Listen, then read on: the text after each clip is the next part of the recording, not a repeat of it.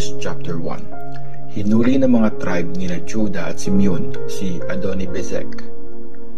Pagkamatay ni Joshua, nagtanong ang mga Israelites kay Lord, "Sino po sa amin ang unang lulusob sa mga Canaanites?" Sumagot si Lord, "Ang tribe ni Judah ang unang aatake. Ibibigay ko sa kanila ang lupain." Sinabi ng tribe ni Judah sa tribe ni Simeon, "Tulungan niyo kaming labanan ang mga Canaanites para makuha namin ang lupain para sa amin. Tapos, tutulungan din namin kayong sakupin ang teritoryo na para sa inyo." Pumayag naman ang tribe ni Simeon. Lumusob nga sila at tinulungan sila ni Lord na talunin ang mga Canaanites at Perizzites, at 10,000 na tao ang napatay nila sa Bezek. Nakita din nila doon si Adoni-Bezek at nilabanan nila ito. Tumakas si Adoni-Bezek pero hinabol nila ito, at nung mahuli siya, pinutol nila yung mga hinlalaki niya sa kamay at paa.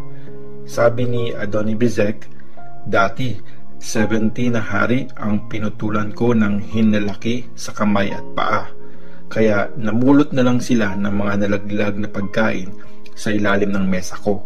Sinisingil na ako ng Diyos sa ginawa ko sa kanila."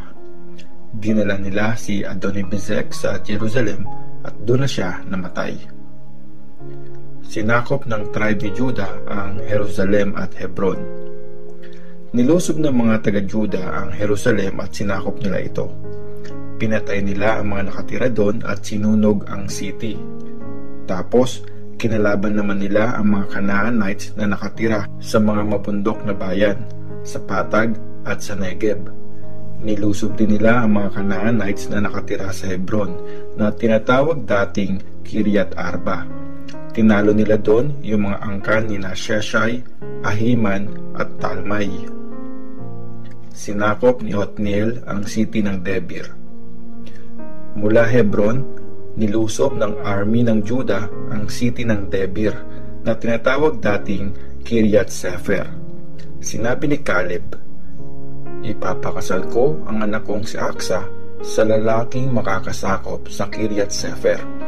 Si Othniel ay anak ng mas batang kapatid ni Caleb na si Kenaz. Siya ang nakasakop sa city, kaya sa kanya pinakasal ni Caleb ang anak nitong si Aksa.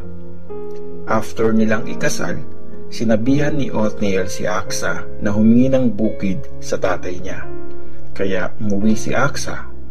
Pagbaba niya sa donkey, tinanong siya ng tatay niyang si Caleb, "Anak, anong kailangan mo?"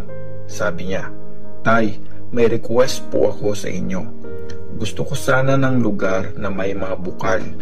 Tuyong-tuyo kasi yung lugar sa Negeb na binigay niyo sa akin." Kaya binigay ni Caleb sa kanya ang mga bukal na nasa itaas at mga nasa ibaba. Nagtagumpay ang mga tribe ni Judah at Benjamin. Nagmula sa mga Kenites ang angkan ng father-in-law ni Moses. Sumama sila sa mga taga-Judah mula Jericho, ang city ng mga palm trees, papunta sa desert ng Judah sa bandang south ng Arad. Tumira sila doon kasama ng mga Amalekites. Tinulungan naman ng tribe ni Judah ang tribe ni Simeon para talunin ang mga Canaanites na nakatira sa city ng Zepat. Talagang winasak nila ang city at tinawag na Horma. Sinakop din ng Judah ang Gaza, Ashkelon at Ekron, pati yung mga teritoryo sa paligid ng mga ito. Tinulungan ni Lord ang tribe ni Judah. Nasakop nila ang mga mabundok na bayan, pero hindi nila napaalis yung mga nakatira sa Patag kasi may mga karwahing bakal na panggera ang mga ito. Binigay nga kay Caleb ang Hebron, gaya ng sinabi ni Moses. Pinalayas ni Caleb sa city ang 3 angkan na galing kay Anak. Hindi naman napaalis ng tribe ni Benjamin ang mga Jebusites na nakatira sa Jerusalem, kaya hanggang ngayon, doon pa rin nakatira ang mga Jebusites kasama nila. Sinakop ng mga tribe nila Ephraim at Manase ang Bethel. Nilusob ng mga tribe nila Ephraim at Manase ang Bethel at tinulungan sila ni Lord. Nagsugo sila ng mga espy sa city na tinatawag dating Luz. nakita ng mga spy ang isang lalaking papalabas ng city. Sinabi nila sa kanya, "Ituro mo sa amin kung paano kami makakapasok sa city. Promise, di ka namin sasaktan." Kaya tinuro niya sa mga spy ang daan. Tapos pinatay nila ang lahat na nakatira sa city, except dun sa lalaki at sa pamilya niya. Pumunta ang lalaking yon sa lupain ng mga Hittites. Nagtayo siya dun ng city at tinawag niyang Luz. Yun pa rin ang pangalan ng city hanggang ngayon. Hindi napalayas ng mga Israelites ang mga Canaanites. Hindi napalayas ng tribe ni Manase ang mga nakatira sa mga city ng Bethshan, Taanak, Dor, Ebleam, Megiddo, pati sa mga katabing lugar kasi desidido ang mga Canaanites na mag-stay doon. Nung lumakas na ang puwersa ng mga Israelites, sa pilitan nilang pinagtrabaho ang mga Canaanites bilang alipin, pero hindi nila napaalis ang lahat ng mga ito. Hindi napalayas ng tribe ni Ephraim ang mga Canaanites na nakatira sa city ng Gezer, kaya sama-sama silang tumira sa lugar na yon. Hindi napalayas ng tribe ni Zebulun ang mga nakatira sa mga city ng Kitron at Nahalal. Kasama pa rin nilang tumira ang mga Canaanites sa lugar na yon, pero pilit nilang pinagtrabaho ang mga ito bilang alipin. Hindi rin napalayas ng tribe ni Asher ang mga nakatira sa mga city ng Ako, Sidon, Alab, Aksib, Helba, Apek at Rehob. Dahil hindi napalayas ng tribe ni Asher ang mga Canaanites, magkakasama silang tumira sa lugar na yon. Hindi rin napalayas ng tribe ni Naphtali ang mga nakatira sa mga city ng Beth-Shemesh at Betanath. Kasama nilang tumira ang mga Canaanites sa lugar na yon, pero pilit nilang pinagtrabaho ang mga ito bilang alipin. Napuwersa naman ang tribe ni Dan na tumira sa mga mabundok na bayan kasi hindi sila hinayaan ng mga Amorites na makababa sa patag. Nagstay pa rin ang mga Amorites sa Aijalon, Shaalbim at Mount Heres. Pero naging mas powerful ang mga tribe nila Ephraim at Manase at pilit nilang pinagtrabaho ang mga ito bilang alipin. Ang lupaing sakop ng mga Amorites ay mula Sela, paakyat ng Akrabim at lampas pa doon. Judges chapter 2. Ang angel ni Lord sa Bokim. Mula sa Gilgal, pumunta ang angel ni Lord sa Bokim. Sinabi niya sa mga Israelites, "Inalis ko kayo sa Egypt at dinala sa lupaing pinramis ko sa mga ninuno nyo. Sinabi ko dati na hindi ako sisira sa kasunduan natin. Tapos kayo, hindi kayo pwedeng gumawa ng kasunduan sa mga taong nakatira sa lupaing ito at dapat nyong sirain yung mga altar nila. Pero anong ginawa nyo? Hindi kayo sumunod sa utos ko. Kaya sinasabi ko sa inyo, hindi ko palalayasin ang mga taong ito sa lupaing pupuntahan nyo. Magiging kaaway nyo sila at matatrap kayo sa pagsamba sa mga Diyos nila."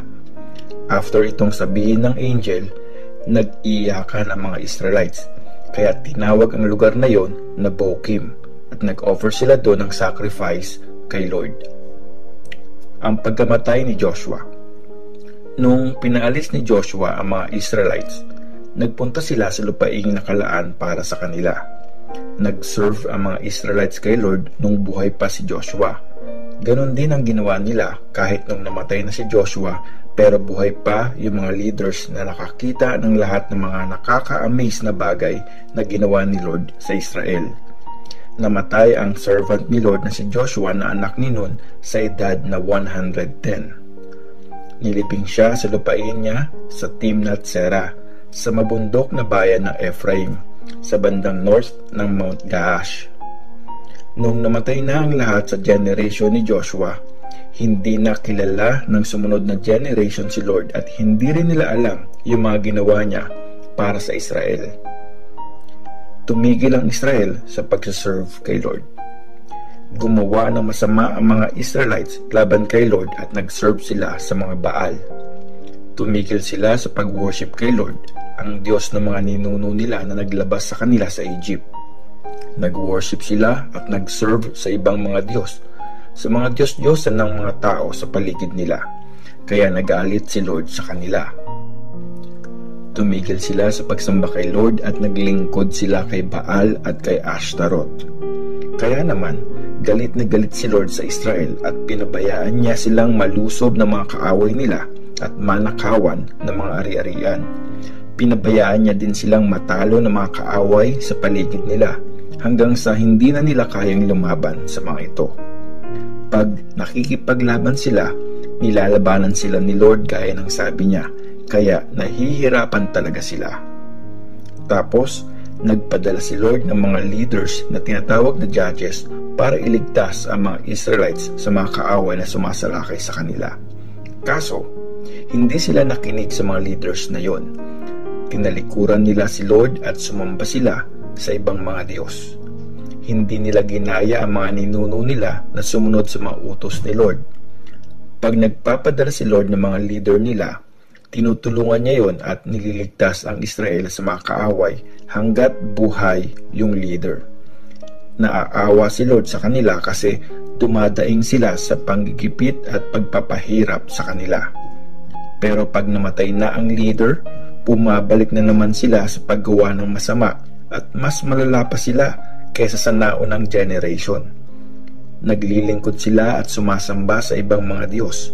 Matigas ang ulo nila at ayaw nilang itigil ang masama nilang ginagawa. Kaya lalong nagalit si Lord sa Israel at sinabi niya, "Hindi tumupad ang bayang ito sa kasunduan namin ng mga ninuno nila at hindi nila ako sinunod. Kaya hindi ko palalayasin yung mga bansang naiwan sa lupain nung mamatay si Joshua. Gagamitin ko ang mga bansang ito para itest ang Israel kung susunod ba talaga sila sa utos ko gaya ng mga ninuno nila." Kaya hindi agad pinalayas ni Lord ang mga bansang yun at hindi niya hinayaang matalo sila ni Joshua.